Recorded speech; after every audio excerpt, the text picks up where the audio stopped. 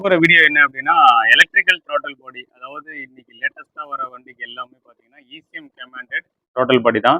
முன்னாடிலாம் கேபிள் மூலியமாக இதை வந்து ஒர்க் பண்ணி கொடுத்துட்டு ஒர்க் ஆகும். நம்ம கால் மிதிச்சோம் அப்படின்னா கேபிள் போயிட்டு உள்ளே இருக்க பட்டர்ஃப்ளையோட வால்வில் வந்து திறக்கும். எந்த அளவுக்கு ஏர் ஃபியூல் மிக்சர் வந்து மிக்ஸ் ஆகுது அப்படின்றத நம்ம அந்த கால்குலேஷன் வச்சு நம்ம பண்ணிட்டு இருந்தாங்க. இப்போ வந்து மைலேஜ் வேணும், எந்த நேரத்தில் ஃபியூல் வந்து லாஸ் ஆகக்கூடாது அப்படின்றதுக்காக எலக்ட்ரிக்கல் த்ராட்டல் பாடி அது ஆர்பிஎம்முக்கு ஏற்ற மாதிரி தான் ஒர்க் ஆகும். இதுக்குள்ள இசிஎம்ல இருந்து இதுக்குள்ள வந்து கப்ளர்ஸ் மூலயமா கொடுத்துட்டோம் அப்படின்னா இந்த பட்டர்ஃப்ளை வால்வு இசிஎம் எந்த லெவல்ல இது திறக்கணும் அப்படின்றது இசிஎம் தான் டிசைட் பண்ணும். நீங்க ஆக்சிலேட்டர் பெடல்லையும் ஒரு கப்ளர் வரும், அதுவும் சென்சார் டைப் தான். இது எலக்ட்ரிக்கல் த்ராட்டல் பாடி.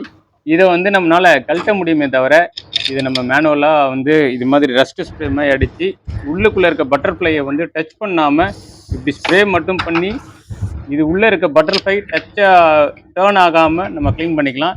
அப்படி டேர்ன் ஏதாவது ஆயிடுச்சு அப்படின்னா ஆர்பிஎம் வந்து ஃப்ளக்சுவேஷன் ஆகிட்டு இருக்கும். ஏன்னா உள்ள இசிஎம்மோட ரீடிங் இதோட 0 செட்டிங் வந்து கால்குலேட் பண்ணி வச்சுருக்கோம். நம்ம மேனுவலாக நல்லா க்ளீன் பண்ணுறோம் அப்படின்னு நினச்சி நம்ம பண்ணோம்னா இது கண்டிப்பாக வந்து வண்டியை எல்லாம் ஸ்டார்ட்லாம் ஆகும். ஆனால் ஆர்பிஎம் வந்து அப்ஸ் அண்ட் டவுன் மேலே போயிட்டே இருக்கும். வண்டி கரெக்டாக பிக்கப் இருக்காது. Thank you friends.